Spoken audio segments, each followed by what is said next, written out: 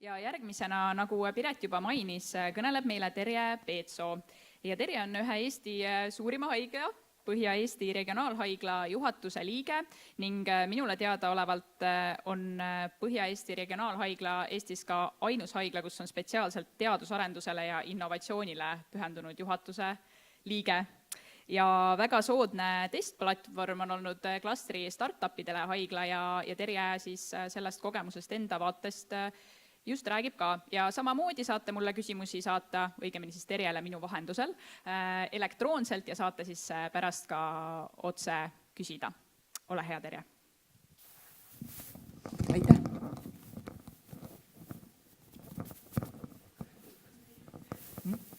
Kõrvarõngas, jah? Issand, ma panin ilma kõrvarõngata sinu.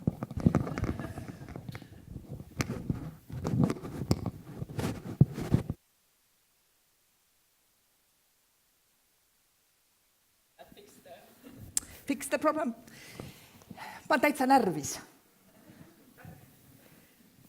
Ma olen mitme asja pärast närvis.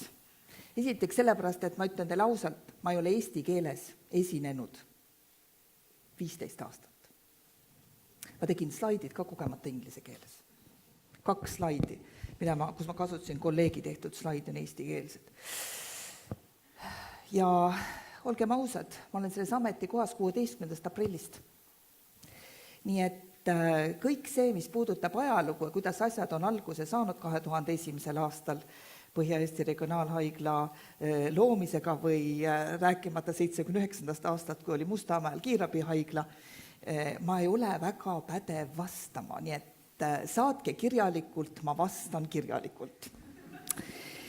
Ja tegelikult on üldse niimoodi, et kui ma seda slaidi praegu vaatan, siis mulle kohe täitsa mitu asja siin slaidi peal ei meeldi. Esiteks, ma ei tea, kus selline vaade on.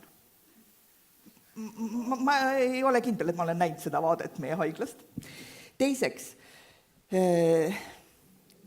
e-tervise pioneer. No see on ka midagi sellist, millega me võiksime selle arutelupunktis selle võtta kasutusele. Sest mina olen väga seda meelt ja oma eelmised 7 aastat elust, kui ma töötasin digitervisega Euroopa Liidu vaatest, ma sain aru, et me paneme hullult palju raha sellesse nii-öelda piloteerimisse.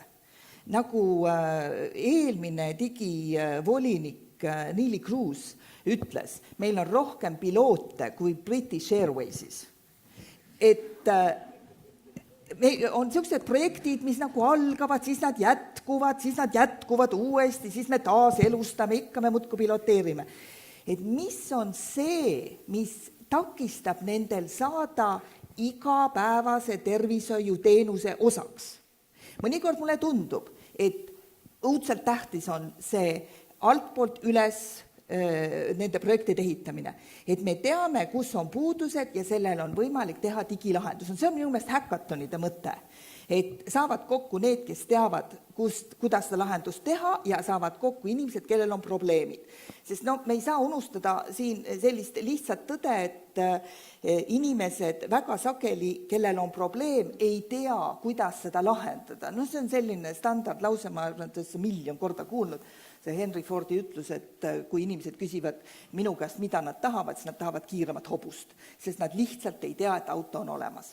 Ja ma arvan, et siin on see sama asi, et kui minna tavalise igapäevast arsti või õetööd tegeva inimese juurde või ka patsiendi juurde öelda, et kuidas me selle digilahendusega saaksime teie probleemid aidata, siis nad ei oska teile öelda, kuidas. Sest mõnikord piisab sellest, kui nad kirjeldavad, mis on nende probleem, ja siis inimene, kellel on see kogemus, ütleb, aga me võiksime siin teha niimoodi. Ma ei hakka rääkima sellistest toredatest üle-eestistest edulugudest, minu jaoks näiteks on digiretsept, mis on ju tegelikult natuke vastupidi, seal oli küll kõva panus ju tegelikult praktiliselt igapäevatöö tegijatest, aga see otsus oli ju nii-öelda ülevalt alla. Öeldi, meil on digiretsept, nii on. Ja ma ei tea, kas on praegu Eestis keegi, kellele see ei meeldi.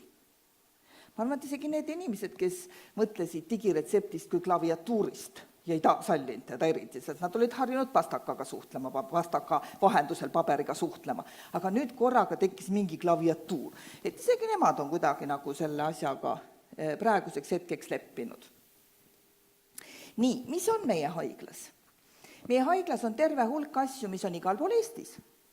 No rääkimata, eks ole, siis pildipangast või e-retseptist, mis on kõik kasutusel. Aga meil on ka selliseid lahendusi, mis ei ole üle-eestilised, mis on minu meelest väga hästi käiku läinud. Kõik inimesed, kellega ma olen rääkinud, on öelnud, et need on toredad asjad ja nad nendest kasutamisest saavad ühte sellest 3 väärtusest, mida minu arvates iga digilahendus peab sisaldama. Ta peab kas hoidma kokku aega, hoidma kokku raha, no see on rohkem ütleme, haigekassa huvid võib-olla, aga tegelikult kõigi meie maksumaksjate huvid, hoidma kokku aega, hoidma kokku raha või tagama parima ravitulemuse. Ühte nendest 3 ta peab tegema. Ja kui ta seda suudab tõestada, siis on ta juba oma eesmärki täitnud, kui ta täidab kõiki 3, super. Nii et need asjad, mis siin paremal pool on, ma arvan, et need on enam-vähem tõestanud, et nad kõik oskavad seda asja teha, vähemalt ühte neist 3, kui mitte kõike 3. Aga siis on need meie enda haigla asjad, mis ma tunnistan teile ausalt, mis nüüd juhtus, miks ta nii tegi, teeme niimoodi, võt nii. Et mina ei ole ühtegi neist 3 isiklikult proovinud, seetõttu ma ei saa teile öelda, kas seal on mingisuguseid selliseid tehnilisi takistusi, näiteks, et tabulaator aeg-ajalt ei tööta või et seal ei saa teha täpitähti või mis iganes. Aga meie iPadi kasutusel olev juurdepääs arstidele, patsiendi andmetele igal ajal, igas kohas on kõikide, kelle ma olen rääkinud, on olnud väga positiivne tagasiside. Sa näed patsiendi analüüse, sa näed neid numbritena, sa näed graafikutena, sa näed praegusel ajahetkel tema seisundit, mingisuguseid elulisi näitajaid, sa saad konsulteerida distantsilt andmete baasil, sul on juurdepääs pildipanka, sa saad vaadata tema varasemat haiguslugu, sa saad sinna sisendeid teha, ravi korrigeerida, uusi ravimeid määrata või mingisuguseid protseduure, uurimistöid. Et see kõik on võimalik teha, olles iPadiga patsiendi kõrval, aga ka kõrval toas, kõrval osakonnas või hoopis väljaspool haiglat, kui on selline erakorraline olukord, kus konsultatsioon on vaja teha distantsilt. Nii et väga selline positiivne lahendus, ma kujutan ette, et kindlasti hoiab kokku aega, parandab ravi kvaliteeti, mida on väga raske muidugi mõõta, aga põhimõtteliselt need elemendid on siin olemas aja küsimuses juba kindlasti. Siis e-konsultatsioon, see on nüüd selline valdkond, mida ma väga hästi mäletan, kui käivitus siis, kui sellest päris palju räägiti ja Eesti ulas on erinev suhtumine sellesse, et vastuoluline, kuidas siis nüüd niimoodi, et patsient ei olegi, midagi siis otsustatakse ära kuskilt eemalt, aga samas on meie haigla sellesse suhtunud väga positiivselt ja praegu see toimub juba 14 erialal. Üks väike probleem on majasiseste erialade konsultatsioonide vahel digilahendusel, aga põhimõtteliselt selle lahenduse positiivne tulem, et on võimalik asjadele vaadata eemalt, et mitte saata alati ilmtingimata füüsiliselt patsienti kohale, vaid võib kõigepealt vaadata ka neid andmeid, võib-olla on meil midagi juurde vaja, võib-olla on veel mingisuguseid muudatusi lihtsalt vaja teha raviskeemis või on mingisuguseid selliseid erakorralisi asju vaja teha, et see patsient tuleb koheselt kutsuda erialaarsti vastuvõtule, näiteks perearsti poolt e-nõu küsides, võib ju seda nii-öelda järjekorras mitte oodata lõpmatuseni, vaid sealt on kohe näha, et see patsiendi konsultatsiooni vaja kiiresti. Et võt nende lahenduste osas ma arvan, et siin on kasu nii patsiendil kui arstil, kui see tervishoiusüsteemil üleüldse. mis muide selle Pireti ettekandes mind üllatas, et 2 patsientide organisatsiooni on näinud selle Connected Health Clusteri liige, sest et kui me inimest ei kaasa selles protsessis, kes on selle asja keskel, siis kuidagi tundub, et see on nii, et keegi teab kuskil, mis teil on ja mis teil vaja on. Et ma arvan, et patsiendid võiksid oluliselt rohkem selles protsessis kaasatud olla. Siis e-registratuur või digiregistratuur on vist tegelikult tema korrektne sõna, on nüüd küll mitte meie enda arendus, aga meie haigla saab selle piloodiks. Ja et esimene haigla, siis kus hakatakse seda rakendama, vaatame, kuidas toimib, aga iseenesest sellised booking.com tüüpi lahendused on populaarsed ja ma arvan, et siin ei ole mingit vahet, kas inimene registreerib ennast vastuvõtule telefoni teel, kus, ma ei tea, kas te olete proovinud helistada registratuuri, et selle kuupäeva hommikul kell 7, kui avatakse nimekirjad, siis te ootate seal, et saada oma number. Ma tean seda sellepärast, et mu ema on seda korduvalt teinud ja siis, kui ta 5 minutit 7 läbi saab selle telefoniga ühendust, siis on kõik ajad võetud. Nii et ma arvan, et see digiregistratuur kindlasti annab natukene läbipaistvust kogu sellele protsessile ja tekitab ka inimeses selle osaluse tunde, et ta paneb ise selle aja kinni, tal tekib kohustus võib-olla see aeg ka tühistada, sest võib-olla see ei ole enam nii suur probleem, et inimesed lihtsalt ei ilmu kohale, aga see kuidagi nagu, et ise oma elu säädmine ja selle eest vastutamine, mitte oodata, et keegi teil teeb selle asja korda, ma arvan, et see on ka suur muudatus meie inimeste suhtumises oma tervisesse ja tervisekäitumisse üldse. Ja siis muidugi e-kiirabi ja telemeditsiiniteenused, mida me saame kasutada mitte ainult konsultatsiooniks nii-öelda kiirabi teenuse raames, vaid ka meie väikesaarte projekt ja nendes kohtades, kus regionaalhaigla on nii-öelda kohal, telekohal erinevatel sellistes kohtades, kus arstiabi ei ole, just tagasi tulles väikesaarte teema juurde. Et need on sellised asjad, mis meie haiglas töötavad, on populaarsed, ma ei ütleks, et võt nüüd seda e-registratuuri, jah, me hakkame piloteerima, aga ülejäänud asjad on töös.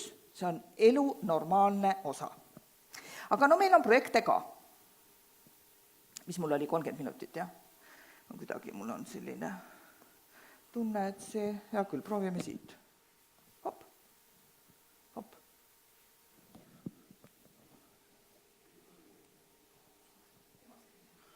No.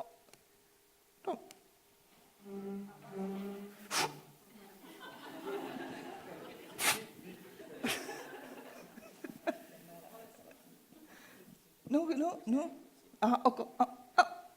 Nii. Natukene meie projektidest, ma ei hakka siia üksikasjadesse minema, sellepärast, et meil pole aega. Ja ega ma ei ole nüüd tegelikult ju IT-ekspert ka, mul on möödunud sajandist arstidiplom antud, et suhteliselt nagu ajalooline värk, aga IT-s ma olen tõesti see lõppkasutaja, kes kui midagi valesti on, siis helistab kuhugi, kes ütleb esimesena, et kas te sisse lülitsite. Vot selline tase. Nii, vot need 4 projekti, Documental on juba lõppenud projekt, selle kohta ma ütleksin niimoodi, et palju lubav asi, kuidagi nagu on takistunud tema rakendamine. See on tegelikult natukene, mõte on otsuse toes elektroonilise haigusloo abil, luua selline keskkond, mis saab paremini võib-olla osutada raviteenust, diagnoosi panna, jälgida haiguse kulgu ja ravi efektiivsust.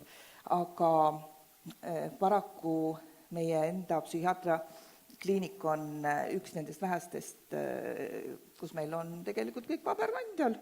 Eile ma just lugesin, et mis paberkandja. Eestis on täitsa tore sõna paber. Paberil. Ja ühesõnaga, sealt on küll niisugune asi, mis tahaks nagu natuke seda tõuget, et kui inimesed hakkavad kasutama, alguses see võtab aega, see sama ajakulu, et me ütleme, et see lahendus peab säästma aega, aga tegelikult olgem ausad, selle uue lahenduse rakendamine alguses nõuab aega. Te peate viima ennast sellega kurssi, te peate aru saama, kuidas see töötab ja siis see ühel hetkel hakkab tagasi tooma teile, et te saate kasutada juba mingeid salvestatud faile, te saate teha mingisugust copy-paste harjutust nagu digiretsepti puhul näiteks, või te saate kasutada tehisintellekti, kes aitab teile mingeid asju analüüsida, otsib kusagilt midagi välja, et vot nende kõikide lahenduste, kui need hakkavad teile tagasi tooma, siis te, muidugi selleks ajaks olete nii harjunud selle kasutamisega, et te juba mõtlete, et nii ongi normaalne. Aga tegelikult algus on natuke vaevarikas. Aga selleks tuleb siis suuta tõestada, et hiljem tõjate kokku aega, see on patsiendile kasulikum tulemus, me saame paremaid ravitulemusi, me jõuame kiiremini diagnoosile ja nii edasi. Ühesõnaga kõik need asjad, mis on positiivsed sõnumid, need innustavad alguses seda aega investeerima. No raha tuleb ka panna, ütleme ausalt. Raha tuleb ka alguses panna. Aga seal peab ka mõtlema selle peale, et kui me investeerime täna, siis me hoiame homme kokku. Et sellised argumendid, see natukene meil siin tuleb tööd teha selles valdkonnas. Siis kardio, kunstlik tehisintellekt, äkksurma nagu ettenägemisel või et selle mingisuguste näitajate põhjal me saame peamiselt elektrokardiogrammist, me saame öelda, et tõenäoliselt lähiaja jooksul saabub äkksurm. Teoreetiliselt see on tõestatud, artiklid on, vähemalt üks, on avalikkusele kättesaadavad praktiliselt tehniliste raskuste taga, sest et andmete kättesaamine nendest aparaatideks, need andmeid koguvad, on selline tehniline lahendus, millesse tuleb tõepoolest panustada, nii et me töötame selle kallal. Siis on meil 2 projekti, viimane siin ja esimene sellel slaidil, mis on audioprojekt õdedele toetamaks protseduuride tegemist. See on nagu selline väike õpetaja kõrvas, kes ütleb, et näiteks mingisuguse protseduuri tegemiseks intensiivravipalatis, et te teete vot nüüd seda, siis te võtate selle, siis selle, seal saab ka seda rütmi, eks ole, ise muuta, kui kiiresti need õpetused tulevad ja niimoodi saab neid oskusi kinnistada algajatele õdedele suurepärane tugi. Nii et see on minule tundub üks niisugune asi, mida võiks ka laiendada teistesse praegu intensiivravi osakonnas, aga võib ka laiendada teistesse kohtades, kus on palju selliseid praktilisi tegevusi, kus sa ei saa teha ühte asja, see on nagu checklist natukene, et sa pead tegema selle asja ära, enne kui sa saad teha seda asja, mis on järgmine, et vältida võib-olla mingisuguseid tüsistusi või kõrvalasju. No kuidas see nüüd nii siis läks? Ma panen selle asja ära. Nii, siis on telemeditsiini platvorm, see on rahvusvaheline platvorm, mis on loodud ja asja mõte on kasutada seda meil hematoloogiliste haigete keemiaravi saavatele haigetele toena. Et nad saavad oma küsimusi küsida, kui neil on mingisuguseid probleeme kõrvaltoimetega, mingisuguseid ebameeldivaid tundmusi seoses keemiaraviga, mis on ju täiesti loomulik. Et nad saaksid sellist nõustamist selle platvormi vahendusel. Kroonilise obstruktiivse kopsuhaigete üks projekt ja siis viimasel ei ole välja kirjutatud, nüüd ma ei olnud isegi pultiga, nad käivad ise kuidagi ringi. See Lab to Wellness on üks bariaatrilise operatsiooni järgseid patsiente toetav projekt, kus nad saavad oma laboritestide alusel vaadata, kuidas neil erinevate mineraalide või vitamiinide tase veres on, et vastavalt sellele oma dieeti korrigeerida.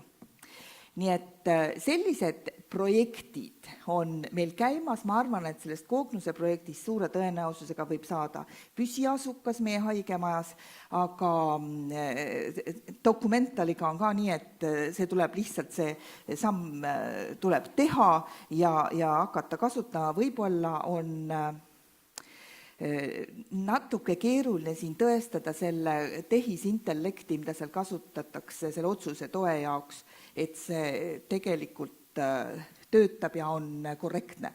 Sest vot selle jaoks on nüüd seda pilooti vaja, et me saame seda rakendada, me saame tõestada, et selle info põhjal see arvuti annab meile sellise soovituse. Ülejäänud projektide puhul me saame öelda, et see, mida nad teevad, see on tõene, usaldusväärne ja võib igapäevatöös kasutusse minna. Miks nad ei lähe siis? Tegin selle inglise keeles ja pärast vaatasin, et tegelikult on niimoodi, et see pealkiri ei ole kooskõlas täpselt nende asjadega, sest mõned on nagu probleemid, aga mõned on juba esitatud kui lahendused. Ma ilmselt mõtlesin niimoodi, et mis me nendest probleemidest ikka räägime, loeme neid lihtsalt üles. Räägime kohe sellest, mis teha. Ja kuidas meie näeme seda, mida nende takistuste ületamiseks vaja oleks. No kõigepealt, see ei ole üldse mitte Eestile tüüpiline, see on niisugune ülemaailmne asi, et mõnikord nende IT-lahendustega on niimoodi, et keegi koputab ukse peal ja ütlevad, et teate, mul on teil siin üks lahendus. Kus on teie probleem? Et ja kui nad teavad, kuhu ukse peale koputada, mõnikord neil ongi tõesti olemas ka, nad teavad, et meil on see probleem, neil on lahendus olemas ja nad ei tea lihtsalt, kust alustada. Mõnikord oleks vaja selleks, et on kirja pandud, kuidas see asi käib. Võib-olla see info peab olema kõigile kätte saada, mitte niimoodi, et keegi kusagil teab, aga protsess kui selline peab olema läbipaistev ja kõikidele juurdepääs tagatud. Meil peab olema väga selge, missugusele seadusandlusele me toetume, eriti praegu, kui meil on tegemist selle uue andmekaitse määrusega, et inimesed teavad täpselt, mida nende andmetega, mida kogutakse, tehakse, kuhu neid pannakse, kes neid veel nendele juurdepääsu omab ja missugused õigused on patsiendil nendele juurdepääsule ja nende kasutamisel näiteks teises arvamuse küsimiseks. Vot sellised asjad peab olema väga klaariks tehtud. Igasuguste äppide puhul on väga tähtis ka see, et on selge, mis on meditsiiniline abivahend ja vastavalt selle seadusandluse alla kuulub, kus tuleb oma kliinilised testid teha, missugused uuringud tuleb teha, kuidas need tuleb kõik see protsess läbida, enne kui see kasutusele saab ja mis on selline äpp, mis selliseid protseduure ei vaja, et meil oleks selge ülevaade, et inimene, kellel on mingi tehniline lahendus olemas, teab, kuidas selle asjaga nüüd selles seadusruumis toimetada. Mitte, et ma tahaksin öelda, et keegi nüüd vaatab seda tohutut seaduslood, ei, mina ei hakka küll mitte midagi sellist tegema, no see on täitsa võimatu. Mitte see ei ole asja mõte, vaid see, et see idee oleks selles seadusruumis sobiks, inimesed saaksid aru, kuidas see käib. Näiteks äppide puhul on niimoodi, et just selle andmekaitsega moodustati üks üle-euroopaline töögrupp, just IT-lahenduse esindajate poolt, kes panid kokku mõtted sellest, kuidas see andmekaitse määrus peaks olema tehtud selgelt ja tähtsusjärjekorras enam-vähem umbes kirja pandud punktid, mida iga arendaja peab teadma. Et vot need asjad peavad olema välja toodud. Näiteks, kui te saate mingi teate teie nutitelefonis, ma arvan, ega kellelgi ei ole enam mingit muud tavalist telefoni, siis me saame ju aeg-ajalt teated, et mingisugune update on tulnud. Ja siis seal küsitakse, kas te olete nõus. Te loete läbi selle 14 lehekülge väikeses kirjas. Te ju kirjutasite, jah, ma nõus. Ja vot see on see tüüpiline asi, et me oleme kohe nõus, aga kõige tähtsamad punktid, näiteks need, kellele neid andmeid veel jagatakse, need on tavaliselt kuskil 12. lehekülje lõpus. Ja inimesed ei jõua, isegi kui ta on nii tubli ja loeb esimesed 3 läbi, ta enda 2 viimaseni jõua, et vot selliseid asju tuua kohe esimesele lehele, inimesed peavad teadma, inimesed saavad kohe informeerida. No vot selliste lihtsate asjadega mõnikord need peavad olema informeeritud. Siis see teema, et õiged inimesed leida.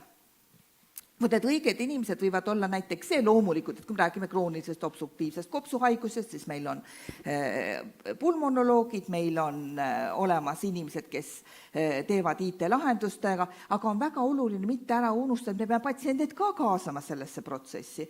Et me peame võib-olla kaasama sinna õe, kes tegeleb nende patsientidega kabinetis ja kes teab teadma, mis seal on ja oskab seda kasutada.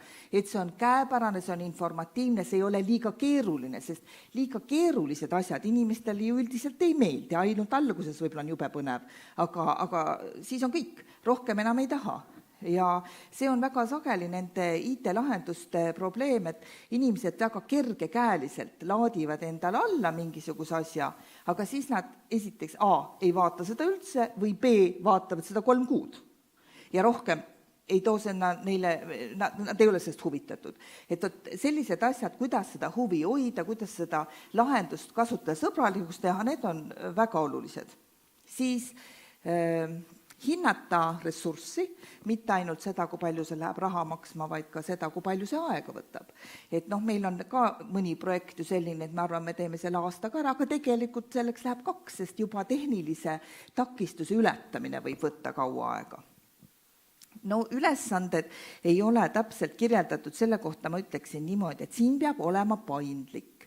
Me ei saa algusest lõpuni kõiki asju ette näha. Vahepeal tulevad uued asjad, vahepeal tulevad uued lahendused, vahepeal muutuvad võib-olla projektis osalevad inimesed, et see on küll nii, et teie teete neid, meie teeme neid, aga aeg-ajalt tuleb kõik kokku võtta ja vaadata, kuidas edasi. Igasugused takistused, kas mul ei olnudki aega õige jah, küsimused ka veel. No takistused tuleb ka kohe ette näha ja ära lahendada loomulikult. Ja kõige tähtsam tuleb rakendada. Mitte nii, et piloteerisime ära, küll oli tore, kulutasime raha ära, kõik olid rõõmsad, aga praktilisesse ellu see ei jõua. Ma arvan, et vot see on see asi, milleks me siin täna olemegi. Et kuidas teha niimoodi, et oli tore, katsetsime, lõpp hea idee, aga et see ellu viia, ma loodan, et siin on ka keegi näiteks haigekassast, kellega ma tahaksin väga hea meelega seda teemat arutada, arutelu rubriigis. Kuidas see saaks, need digilahendused saaksid osaks meie rutiinsest raviskeemidest? Kõik asjad, näed, siin saatate selle meili nende 79. aasta haigla kohta, siis ma vastan. Aitäh, Terje. Meile laekus päris palju küsimusi. Kas siin on keegi haigekassast? Võite lehvitada, kui on. Ma kohe ei palu teil midagi teha, nüüd te võite julgelt.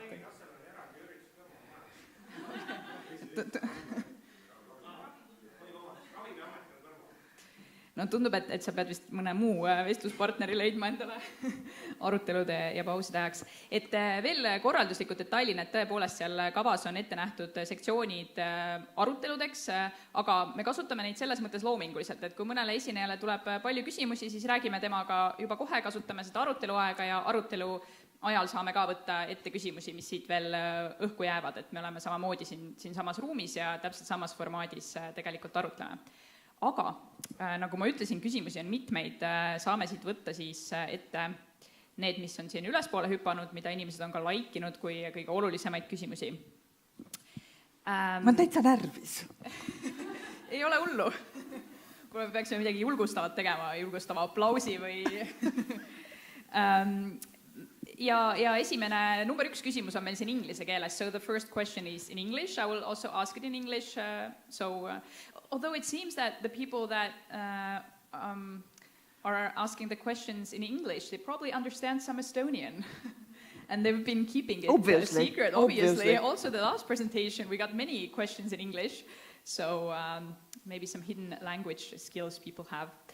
Anyway, the question is, Ms. Peetso mentioned her concern on the fact that only 2 patient organization representatives are here on the event. Why is it concerning? We are all patients. Do we therefore need another organization to understand patients' view better, or rather talk with our surrounding?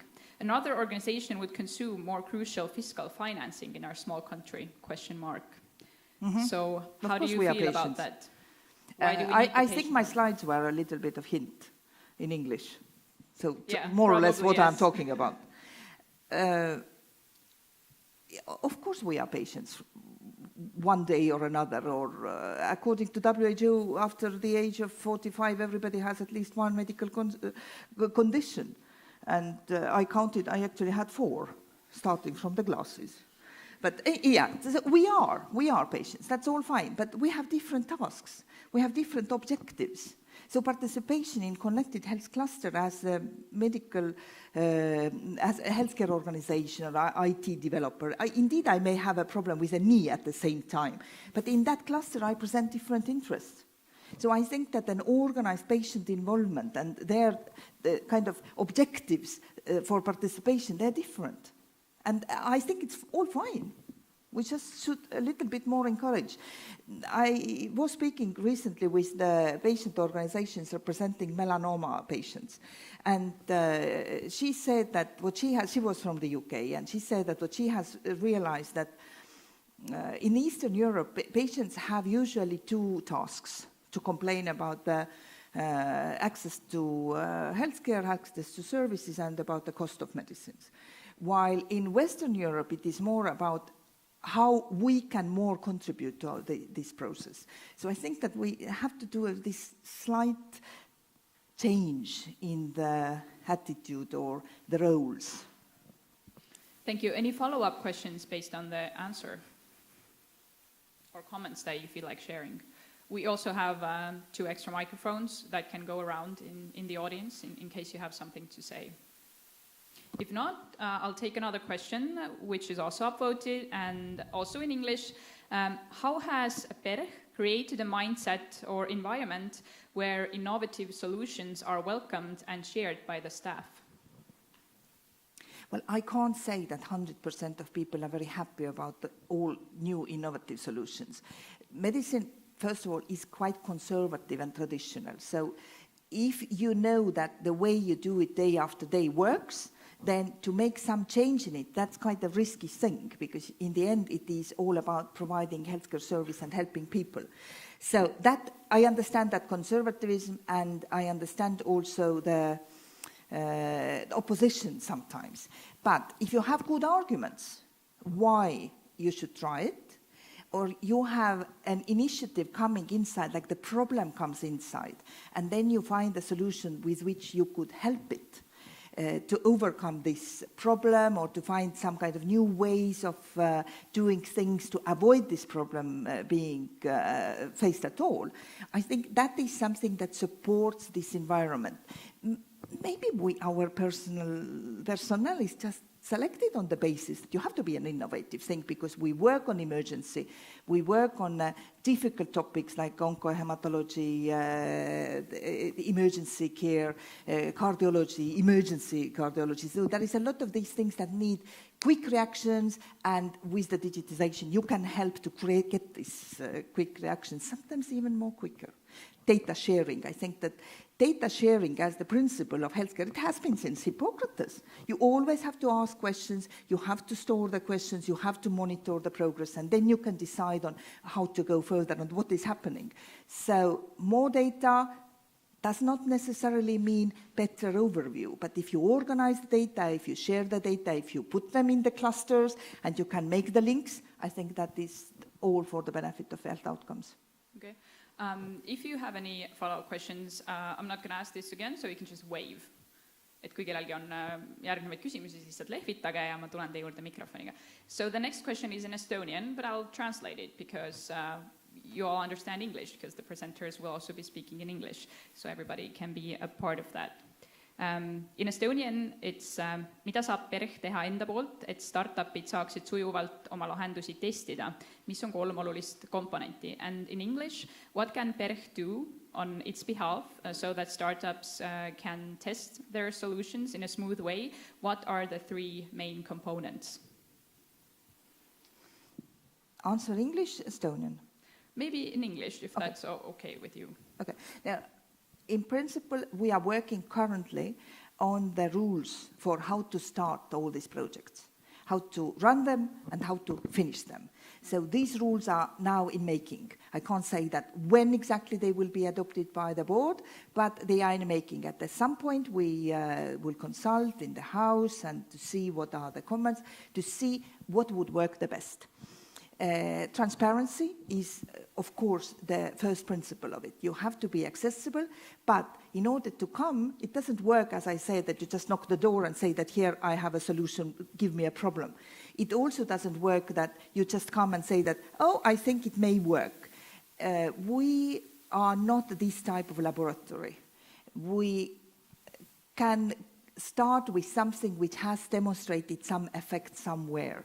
It's not the way where you start writing the code if you want to come into our hospital. If it comes in our hospital, of course, then we have to start from writing the code. But for the outsiders, absolutely, that's something that you have to have some kind of model of the solution that you want to present. And I have to say here that I very much liked an example that I learned in the University of California, Los Angeles, where they created a website where everybody who has created a digital solution, somehow, some kind of model, has a possibility to upload it into that website.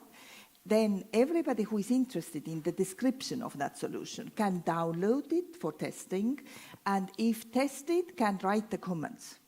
And that was open for everybody in California to promote this type of approach that I have an idea, I put it out there, so those healthcare providers who are interested in this would download it and start using it, and then give the comments. So I imagine that at that point in the UCLA, it was just starting. They had something like 50 in the list, and none of them yet was deleted. So they were all in progress of testing and giving the comments. But it may also happen that some of them just don't work. And I'll take one more question. You can see it in Estonian on your app, so I'll just translate it into English.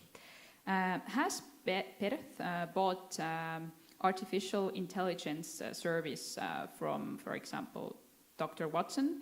If no, is it something you are planning on? Did I say something wrong? No? Dr. Watson exists? Sounds logical, okay. Because I'm just a patient, so I understand I'm very important in this room, but I might lack some knowledge. Anyway, if no, is it something you are planning on, and what could interfere applying it? Could it be laws, technical problems, opposition from the patient side, or something else? Well, we don't have IBM Dr. Watson.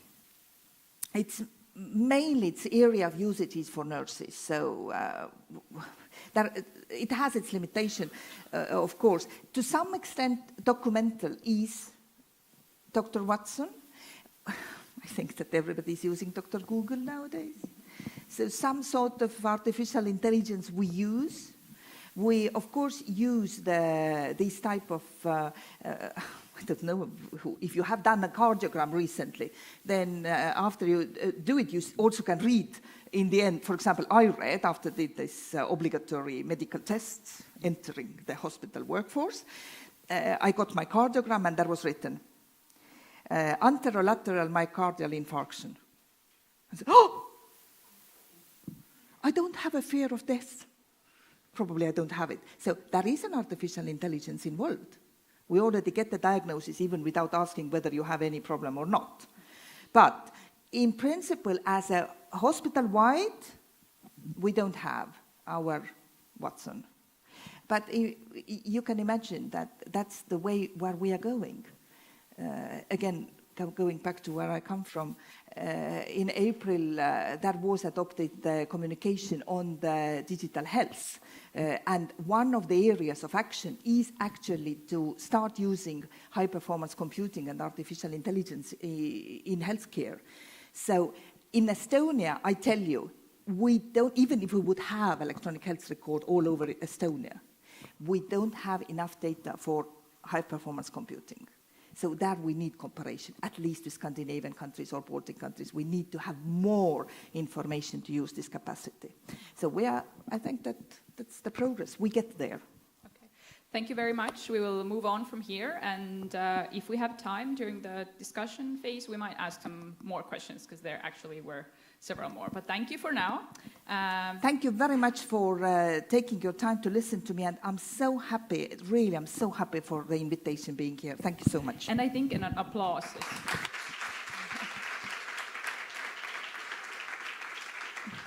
And we also have a gift for Terje.